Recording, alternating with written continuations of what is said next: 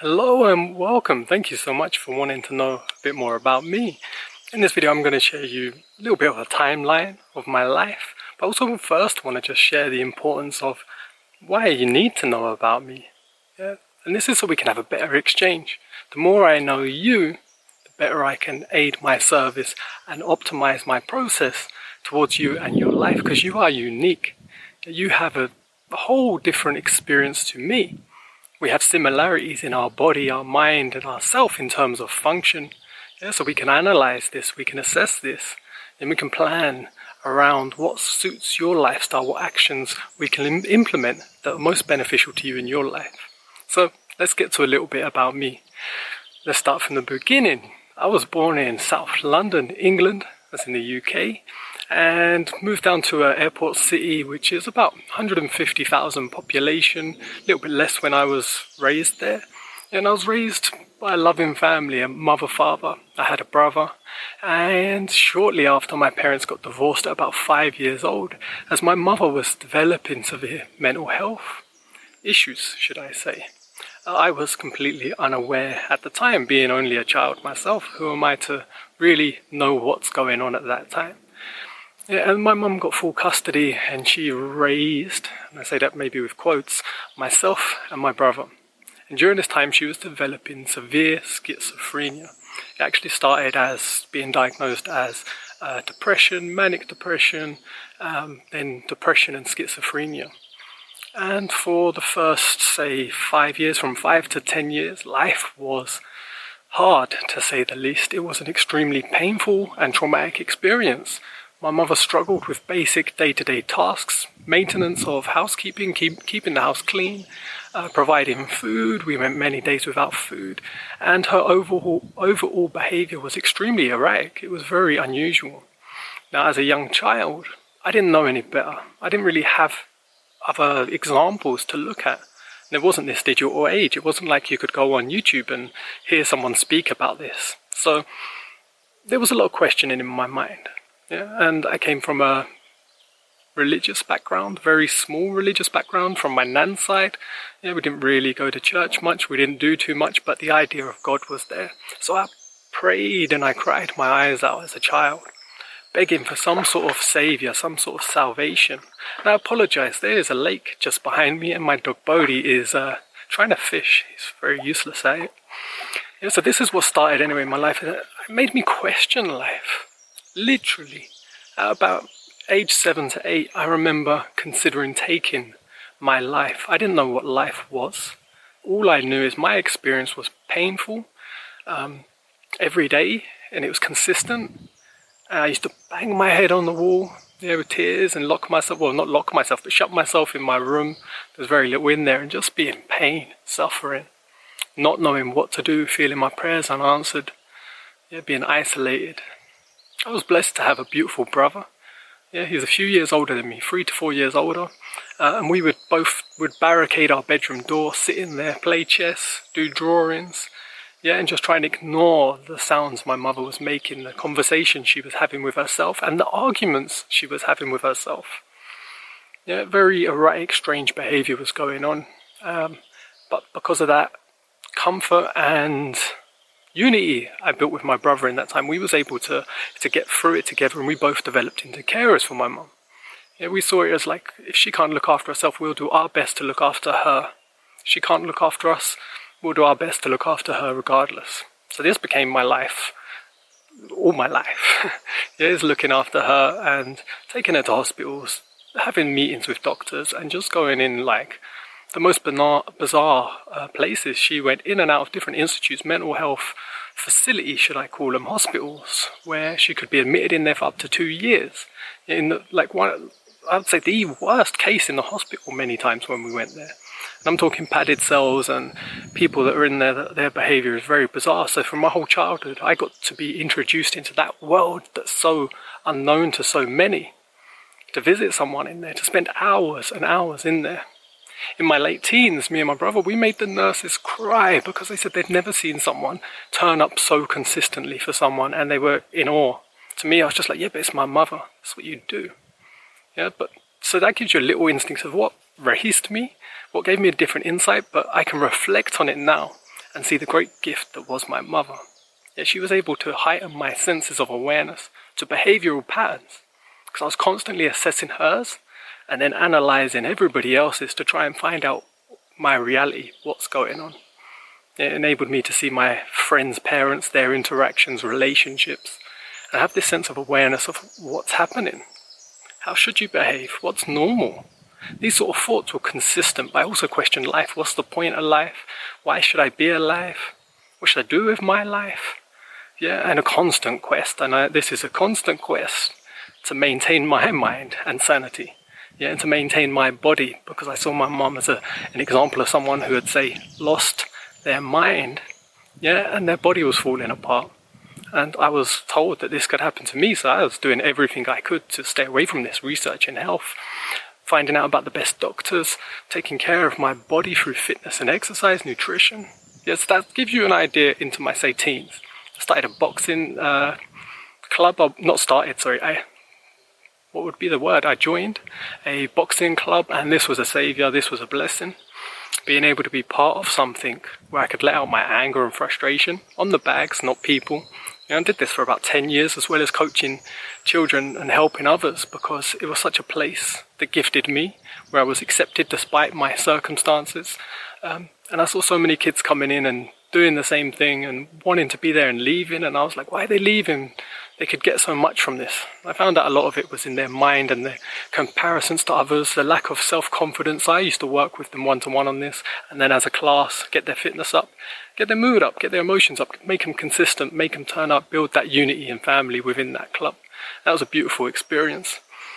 Then I got into personal training one-on-one, because as I built my own fitness and strength and learned and trained, I was like, I can offer this to others. I enjoy it. I love it.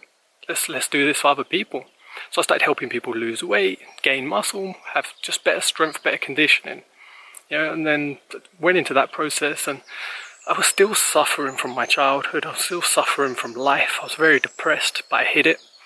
I was what I would call I had functioning depression. I was able to do things. And my sole ambition was, if I continue to do everything, I will get out of the situation I'm in. I'll fix all my problems. If I make a lot of money, work hard, I should feel pain. My mum's suffering, life's hard, I'm in poverty, I should feel pain. I had this constantly running through, but go. You gotta go achieve. So I had this for a long time. I started a business because I couldn't work for a company. I had a few jobs, but because of my mum's condition, I couldn't maintain consistency, as well as her sort of inappropriately turning up and causing issues. So me and my brother started a self-employed business making videos. We decided in like 2009, was like, let's make fitness videos. YouTube was growing, and we saw the potential. Was like, let's make fitness videos for YouTube. Let's make documentary DVDs for athletes. So that's what we started doing. We went and worked with some of the world's best bodybuilders, Olympic athletes, disabled athletes. We worked with all these different people in the fitness industry, because we were both, me and my brother, really obsessed with health and fitness. So we continued this. And what happened is my brother's health started to decline. My health started to decline. My depression became insomnia. It became chronic fatigue. I started to struggle to get out of bed. That motivation for ambition was just going. Because it had been a long time, and I was thinking, it's just because life's hard and it's never going to change. And I started to tell myself that. And I didn't know, I just got tired. I couldn't get out of bed. And I met someone when I was 15, by the way. I forgot to drop that in. Fell in love and was unexpected, hid my life. Only showed the best. We were together for 10 years, but during the last 4 years of that relationship is when my chronic fatigue set in, and my depression was heavy. My ambitions were low, and it was just, life was really hard, and that caused a rift in our relationship. That caused relationships issues. I didn't know how to communicate that. I didn't know why I had it. There was a lot of unanswered questions. She didn't know how to help. And what fueled her was my ambition and my drive to just push forward, and that was dwindling. Not being able to get out of bed and appearing lazy, appearing like unmotivated. But inside I was, but I couldn't represent that. And that caused issues in our relationships. We were married and we got divorced, and it all fell apart, and I was absolutely heartbroken, because I truly envisioned a lifelong relationship. So I wasn't just losing the person I loved. I lost a whole future. I lost 80 plus years of my visions of life. And that was painful. I can tell you, days without eating, heartbroken, just traumatized in so many ways. Yeah, I can say beautifully now that I don't feel that way. My heart was broken, but it was broken open to love and to share and to grow. Yeah, so that was all part of the process. Yeah, and then as I was still working on health, still working on things, and I had immense knowledge on the fitness industry and how to get strong. Apologise for the wind, it's a little windy here. And as I was working on this, it was like, how can I be into fitness so much and I'm not healthy? Yeah, so that was just a question. I didn't know what was going on. I was like, I'm training, I'm eating, I'm constantly optimizing what I eat and how I eat. I'm researching from the best athletes in the world. You know, they got energy, they function. But my health's declining, my brother's health's declining. Yeah, so my mum's health, I was like, I need to fix all these problems. I accidentally fell in love again. Yeah, this is actually to a client. I was training Danielle, my now current love of 8 years, just a couple days ago from making this video. And we fell in love just by, I think, common interest, but also driving each other, you know, and we both had that common interest of just improving ourselves and our body, yeah, and our mind and our flow and our ambitions in life. And shortly after, within a couple of years, she had a cardiac arrest, dropped dead for 2 minutes. Yeah, my life was shattered. But she was brought back on defibrillators only to be wheelchair bound, partially brain damage, memory loss, complete change in behaviour and thinking patterns, and I became her full-time carer. So now I was caring for my mum, caring for Danielle. I couldn't maintain my work, and that was just growing into something beautiful with my brother, with that business. It was going to be incredible. We was getting contacts and travel, and people were paying us to go to record, like, people that you're following, you know, the athletes and these incredible people. You're watching them online, and now you're going to film them, going to their home, behind the scenes, learning all their tricks and everything that they do. And that all shut down because I had become a full-time carer. Now this was in 2015, and in this time, what was so hard is when I was caring for Danielle and going between hers and my mother's, and even my brother at the time, helping him with a lot of stuff because his illness was getting worse. And it was like, how can life be so hard? I was like 25, 26, I think. Somewhere, I was in my late 20s, and I was like, this life has been hard my entire life. I can't take it, you know? It was just pain. And one day I was walking to Danielle's after getting my mum back from a suicide attempt. And I was like, oh, I don't even know if Danielle's going to be alive when I get to hers. And I was like, this is just too much. I can't do this anymore. Yeah, and these thoughts and suicidal issues I had since a child, when I couldn't deal with life, when I questioned life, arised within me again. I was standing on a bridge with 6 lanes of traffic, busy motorway in England. And I was like, jump, make a bang, go out. It's too painful. You've had enough. You're done with it.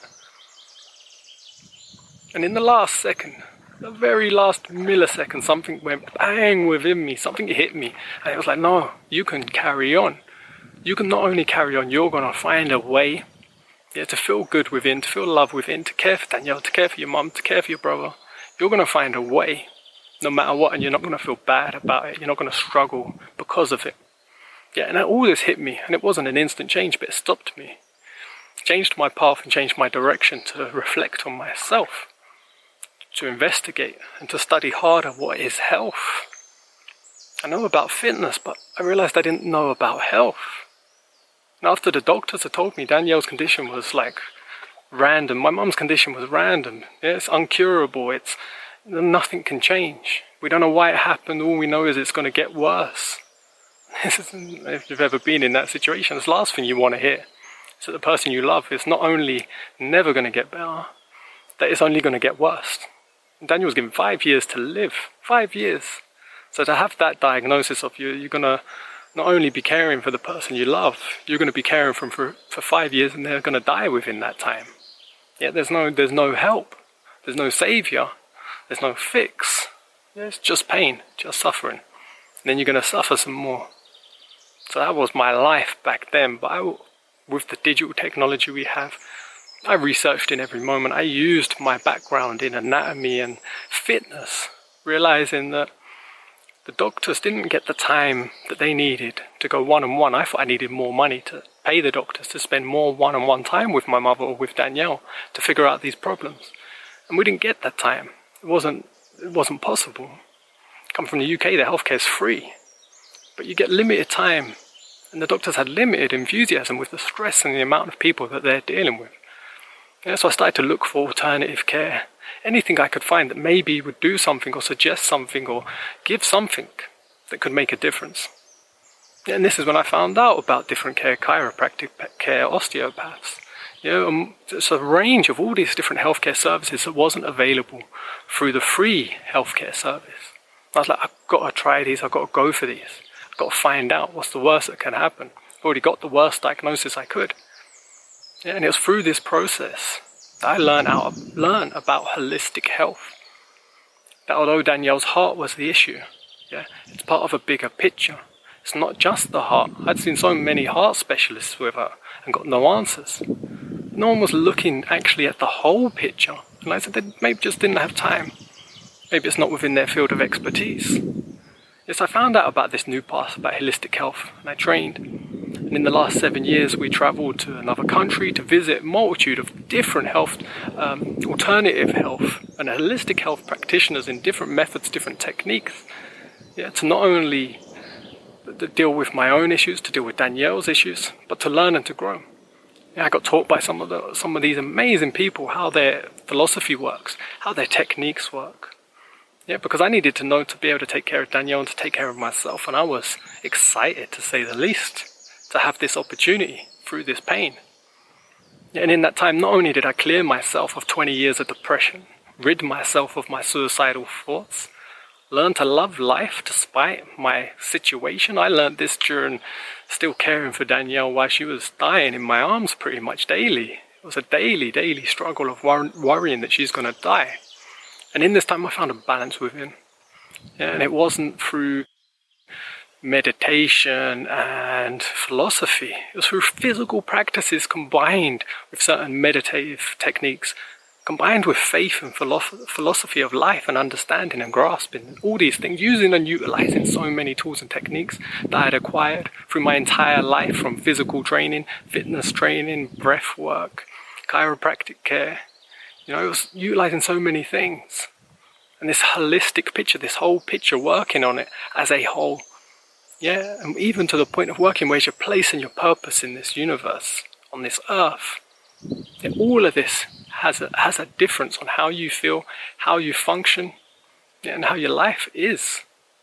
Yeah, and now I can say to you 7 years later maybe, yeah, since Danielle's 5-year diagnosis, not only is she alive, she's walking, which they told her she never would.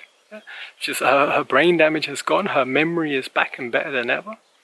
Yeah, she's able to function, she's able to thrive, she's medication free. Yeah, I was told she was on the highest form of morphine they could provide, and she's not on that anymore. And during the last few years, I've been working one-on-one with people in actual physical presence to work on them in a holistic method, to work on their mind and their thoughts and their flow, their intellect, and see where is their mind needs more balance, to work on their body, their physical structure, their strength, their muscle balance, yeah, their central nervous system, is it optimum, is it flowing, is it functioning? Putting all this together, and do they need a better sense of identity? Are they lacking faith in life? Are they lacking love? Are they heartbroken?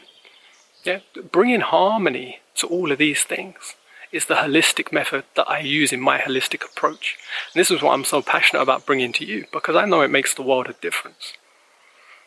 Yeah, and it's about working with that and giving someone that health independence, that if they understand more about their own body, they understand more about their own mind, they have a faith and purpose and zest for life, yeah, this will give them independence in making choices. It's like if you have a vehicle, a car, and you know absolutely zero about cars, and you go to a mechanic. You can easily choose the wrong mechanic, yeah, get ripped off or get the wrong job, or just not even know what type of mechanic you need to go to. Go to one and he'll recommend you to another and all this. So my goal is to give you this health independence where you know enough about yourself and your body and your mind that you can utilize different tools, as well as having a vast array of different actual tools that you can utilize yourself, from breath work to posture to exercise to certain mind techniques to change the way your thoughts and perceptions are running, to break down traumas in your life, to just fully transform and blossom into a beautiful life that's functioning, thriving, with high productivity, with sustainability and longevity in your life.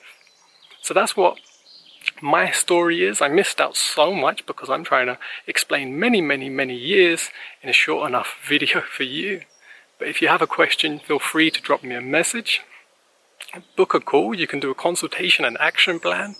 Yeah, and this will be between 60 minutes to 90 minutes, depending on how in-depth your life is, what your goal is, yeah, how much you already know about holistic health.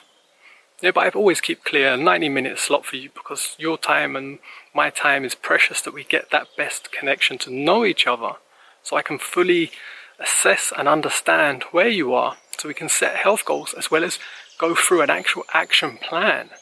I'm not just going to tell you everything that's wrong and leave you. Yeah, it's about finding out what could be wrong, what could be an issue, yeah, as a holistic whole approach, yeah, and then tools and techniques that you can implement into your lifestyle, yeah, that are the most harmonious to actually make it consistent, so you have a better quality. Sorry about that, as the sun, as you can see, is coming up. Hopefully I'm not too glary, but as the sun's getting brighter, it overheated my camera. But yeah, this is about getting you the ultimate consistency within your lifestyle, so that you can flow and gain a more productive path.